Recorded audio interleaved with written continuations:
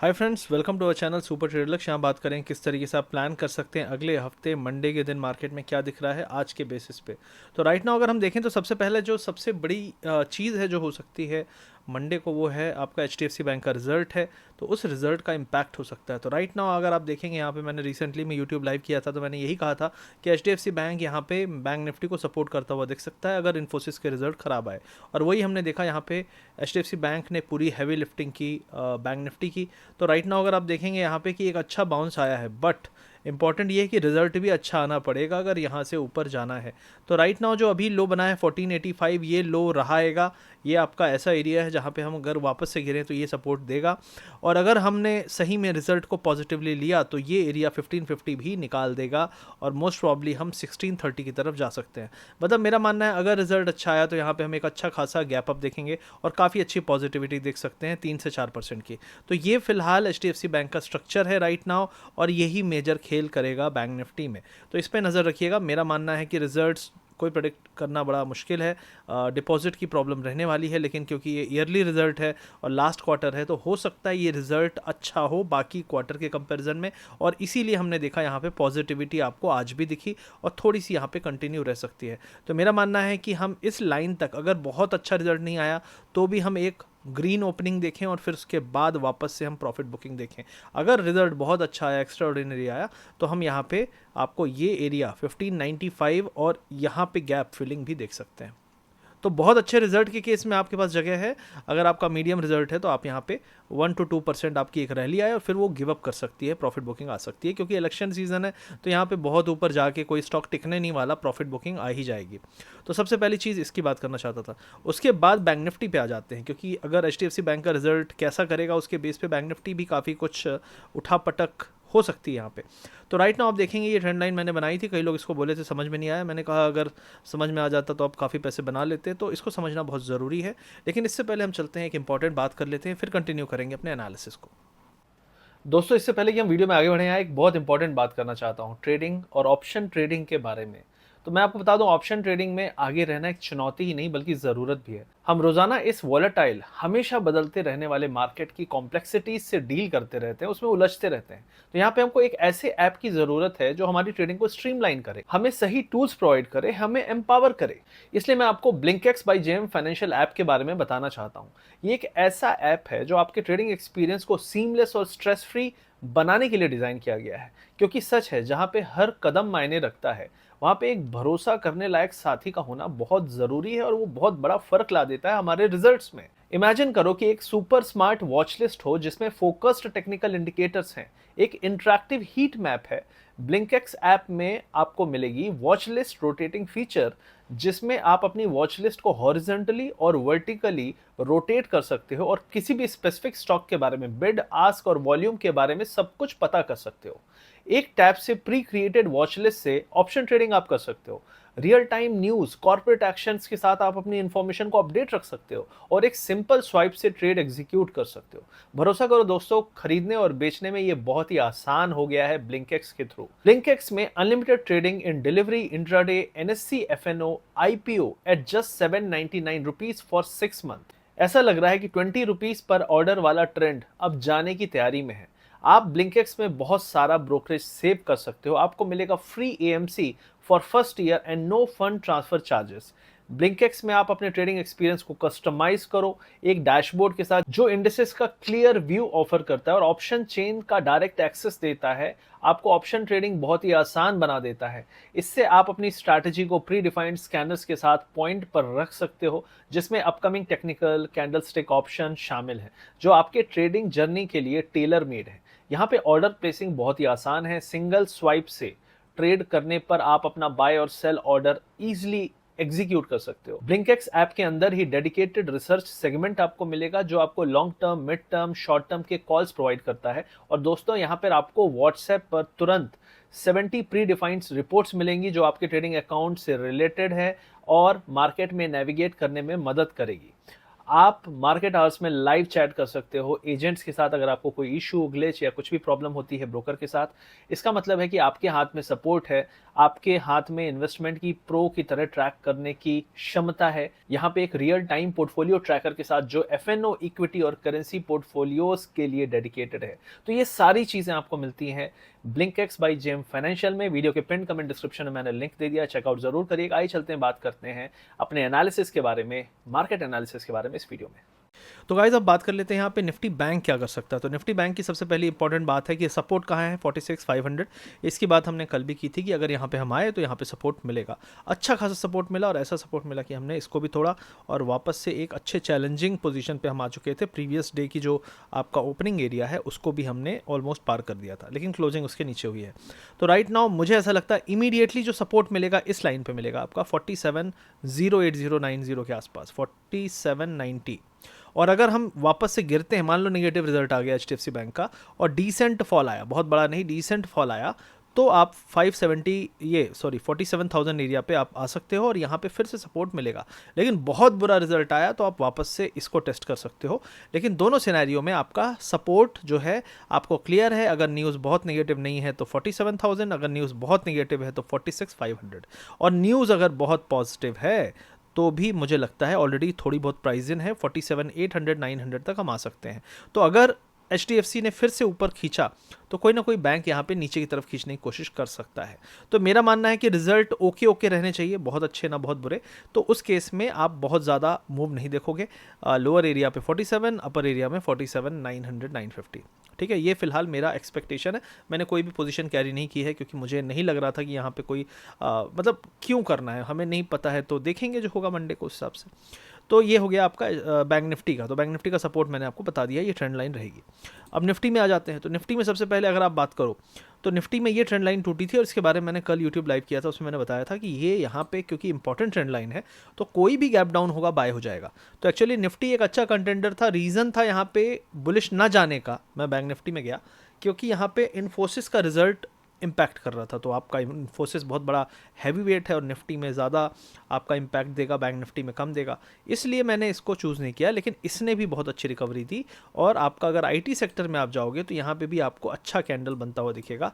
इसके बारे में मैंने बात की थी, ये एरिया था आपका 33,400, क्योंकि ये एक टॉप था यहाँ पे, हमने वापस से सपोर्ट वहीं पे लिया है। तो मेरा मानना है कि यहाँ पे अब एक अच्छा सपोर्ट है आईटी सेक्टर का। आईटी स्टॉक्स में जो लोग बहुत दिन से वेट कर रहे थे, दिस इज़ समथिंग जहाँ पे एक अच्छा बाउंस आने के चांसेस हैं आईटी सेक्टर में, और ये अच्छा सपोर्ट भी है ऑलमोस्ट 33,000 के आसपास निफ्टी आईटी में।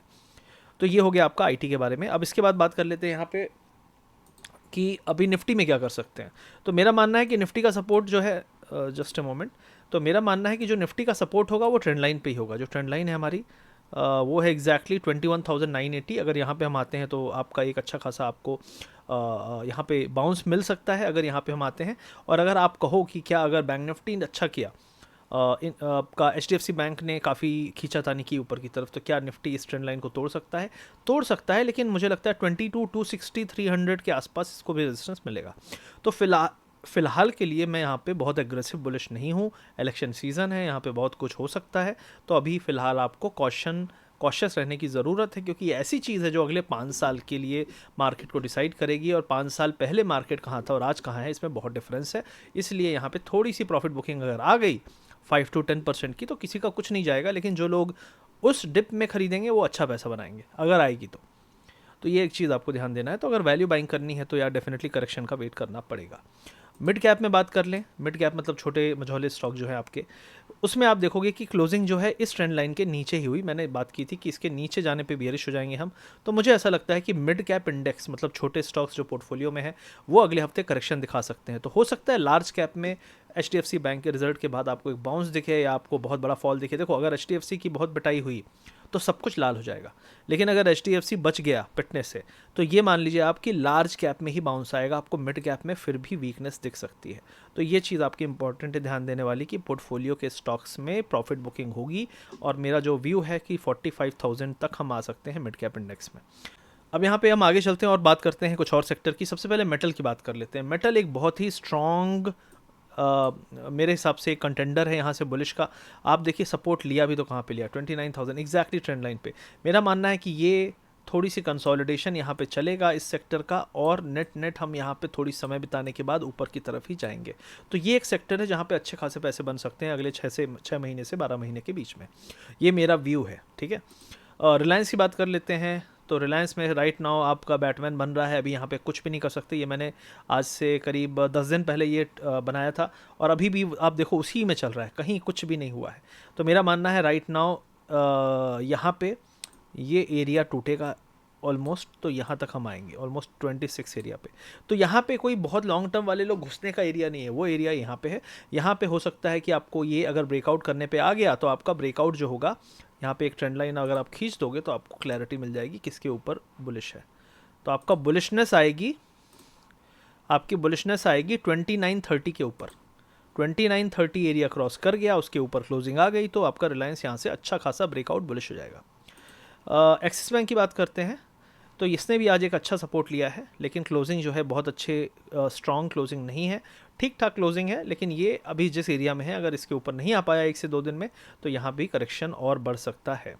अब उसके अलावा बात कर लेते हैं कुछ और सेक्टर की। सबसे पहले यहाँ पे टीसीएस की बात कर लेते हैं, आईटी में, क्योंकि इसने भी फॉल थोड़ा सा दिया, लेकिन आप देखो कितनी, मतलब इन्फोसिस में जैसी फॉल आ रहा है उस तरीके का फॉल इसमें नहीं आ रहा है। मेरा मानना है 3800 पे सपोर्ट है, आप देख सकते हैं यहाँ पे भी क्लस्टर ऑफ सपोर्ट है। तो 3800 एक इंपॉर्टेंट सपोर्ट एरिया, अगर इसको होल्ड करता है तो वापस से हम ऊपर की तरफ जा सकते हैं।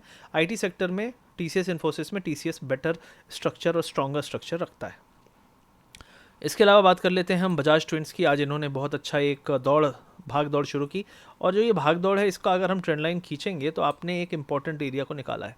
मेरा मानना है कि अब 6970 7000 का एरिया, इसमें एक बुलिश ट्रेंड कंटिन्यू हो सकता है अगले कुछ दिनों और हफ्तों के लिए। तो इस पर थोड़ी नज़र रखेंगे। बजाज ट्विंस में यहाँ पे बुलिशनेस आ सकती है। बजाज फाइनेंस ज़्यादा स्ट्रॉन्ग है बजाज फिनसर्व से। अब इसके अलावा ऑटो में बात कर लेते हैं, तो आयशर मोटर ने रिसेंटली में बहुत अच्छे रिटर्न्स दिए लोगों को। यहाँ पे क्या दिखता है मुझे, तो यहाँ पे सबसे बड़ी बात है, यहाँ पे आप ट्रेंड लाइन अगर एक खींचोगे तो आपको काफ़ी क्लैरिटी मिलेगी। हम एक इंपॉर्टेंट रेजिस्टेंस के आसपास है, ज़्यादा हुआ तो 4500 तक हम जा सकते हैं, लेकिन यहाँ से एक करेक्शन है जो पेंडिंग है, ड्यू है। तो मैं अगर कुछ करूँगा तो मैं यहाँ पे वेट करूँगा, इस ट्रेंड लाइन के आसपास अगर आता है आगे आने वाले समय में तो इस एरिया पे एंट्री करें। यहाँ पे एग्जिट वाला एरिया है, शॉर्टिंग का एरिया है, बियर यहाँ पे घुसते हैं, ठीक है। तो ये हो गया फिलहाल, काफ़ी सारे स्टॉक्स हमने बात कर ली। और इसके अलावा महिंद्रा एंड महिंद्रा ने आज फिर एक अच्छा बाउंस दिखाया है, और जो स्ट्रक्चर था आपका, आप देख सकते हैं ये ट्रेंड लाइन की बात मैंने की थी, यहाँ पे हम आए और वहाँ से शार्प बाउंस देखा, ये एक बुलिश स्ट्रक्चर है। वापस से एक अच्छा बाउंस आपको मिल सकता है यहाँ पे। अगर आपका ये हाई निकला 2100 का, तो मुझे लगता है यहाँ पे जब भी आपका हाई टूटता है तो आपको यहाँ पे कम से कम 5 to 8% का अपसाइड मिलता है। तो अगर 2100 का अपसाइड ये हाई टूटा तो आपको यहाँ पे 3 to 5% तो एक अपसाइड फिर से मिलेगा ब्रेकआउट का, क्योंकि जो बियर हैं वो फंस जाते हैं, जो शॉर्ट करके बैठे रहते हैं वो कवर करने के लिए भागते हैं, तो उसी से आपको ठीक ठाक मूव मिल जाता है। तो ये फिलहाल सारे स्टॉक्स हो गए, सारी हमने बातें कर ली। क्रिप्टो करेंसीज़ में देखेंगे तो यहाँ पे भी आपका अभी भी बहुत, देखिए एक हफ्ते का व्यू काफ़ी बियरिश है, यहाँ पे काफ़ी फॉल आया है, अभी भी बहुत ज़्यादा स्ट्रॉन्ग नहीं है ये। तो ये अपना बेस बना रहे हैं, काफ़ी बड़ा फॉल आया है 4000 के लेवल से, इथेरियम में, बिटकॉइन में 75, तो ये सारा बेस बना रहा है। एक बार बेस बन जाएगा यहाँ पे अच्छा अपसाइड आ सकता है। उसके अलावा यहाँ पे देख लेते हैं यूएस मार्केट क्या कर रहा है। तो यूएस मार्केट राइट नाउ आपका ये काफ़ी डाउन था मॉर्निंग में कि इजराइल ईरान का वॉर है, वहाँ से मिसाइल छूटी, ईरान को नहीं लगी, तो वो सब चल रहा था अभी।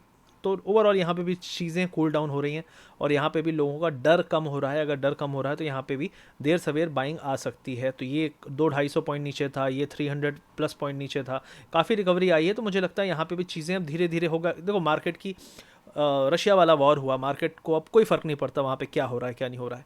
इसी तरीके से अभी यहाँ पे ये वॉर है, अभी ताज़ा गर्म वॉर है, तो लोगों को लग रहा है ये ना हो जाए वो ना हो जाए, धीरे धीरे इनकी भी आदत पड़ जाएगी और ये भी ठंडा हो जाएगा माहौल। तो नेट नेट मैं ये कहना चाहता हूँ कि मार्केट में थोड़ी सी अब इस चीज़ को लेके एक्सेप्टेंस आ गई है कि होगा वो चलेगा, लंबा प्रोसेस चलेगा, देखेंगे जो होगा। तो इसीलिए मैंने कहा कि ज़्यादा फ़र्क अब नहीं पड़ेगा, क्योंकि काफ़ी करेक्शन हो चुका है जो निगेटिविटी को फैक्टर इन कर रहा है। और अगर हम कमोडिटीज़ में जाएंगे तो यहाँ पे आप देख सकते हैं क्रूड ऑयल आपका गिर रहा है, और मेरा व्यू क्रूड ऑयल के बारे में ये है, मैं क्रूड ऑयल के बारे में यहाँ पे बेयरिश हूँ पोजिशनली। मुझे लगता है क्योंकि जब ये वॉर का न्यूज़ आया उसके बाद क्रूड ऑयल ने, ब्रेंट ने 90 का एरिया नहीं तोड़ा, तो अब अगर ये ठंडा होगा माहौल तो ये काफ़ी तेज़ी से गिर सकता है। मुझे लगता है ये 75 तक भी जा सकता है अगले 1 से 1.5 महीने के अंदर। गोल्ड का प्राइस भी आप देख सकते हो हाई बनाया इसने, लेकिन अभी फिर से कूल डाउन हो रहा है। लेकिन मुझे ऐसा लगता है कि गोल्ड में अभी थोड़ी सी 2250 से लेके 2250 से 2400 के बीच में यहाँ पे थोड़ी सी कंसोलिडेशन होगा, फिर अगले अपसाइड आ सकता है। लेकिन राइट नाउ के लिए वो जो एक बुलिश पागलपंती वाली बुलिशनेस थी वो थोड़ी अब ठंडी होती हुई दिखनी चाहिए, और मार्केट यहीं पे कहीं पे बेस बनाना चाहिए 2250 के आसपास। बॉन्ड यील्ड्स की बात करें तो थोड़ी सी नॉर्मल हुई हैं, तो ये भी एक पॉजिटिव है, और क्रिप्टो मैंने ऑलरेडी बात कर ही ली है। तो ये फिलहाल व्यू है मेरा मार्केट के बारे में। आई होप वीडियो आपको अच्छा लगा होगा। जो पिंड कमेंट और डिस्क्रिप्शन चेक कर लीजिएगा, और ब्लिंकएक्स का लिंक और ये सब चीज़ें वहाँ मिल जाएंगी। हमारा STL सुपर ट्रेडर प्रोग्राम है, A to Z प्रोग्राम जिसको हम कहते हैं। जो नए लोग हैं उसको सीखना है, आप उसको ज्वाइन कर सकते हैं, ऑफर चल रहा है। तो उसका कोड है आपका NAV50, तो वो आपको मिल जाएगा, 50% डिस्काउंट है। आपका स्विंग और स्कैल्पिंग का कोर्स है, उसका भी लिंक आपको डिस्क्रिप्शन में पिन कमेंट में मिल जाएगा। अच्छा लगे वीडियो तो लाइक करिएगा, दोस्तों तक पहुंचाइएगा, शेयर करिएगा। ऐसे ही हम आपके लिए वीडियो लेकर आते रहेंगे। Thank you very much, see you soon and God bless you all.